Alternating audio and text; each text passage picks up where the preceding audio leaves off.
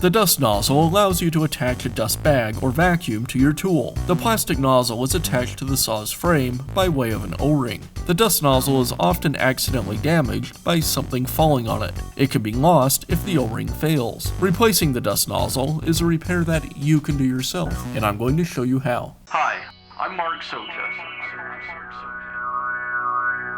Do-it-yourself repairs like these are easier than you might think. From lawn machines to cordless drills, kitchen mixers, Outdoor grills. our how-to videos walk you through each repair from start to finish. So doing it yourself means never having to do it alone. Let's get started. I'll begin by removing the dust bag.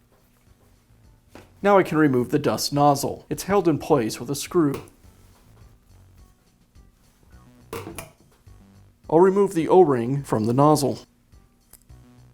Now I can install the new nozzle. I place the O-ring over the nozzle, aligning it with the groove. Now reinstall the nozzle to the housing and tighten up the screw. Now reinstall the bag. I simply align it with the port and slide it into place. And that's how easy it is to replace the dust nozzle on your miter saw. Be sure to check back often for new videos and expert advice. If you found this video helpful, give us a thumbs up And leave a comment.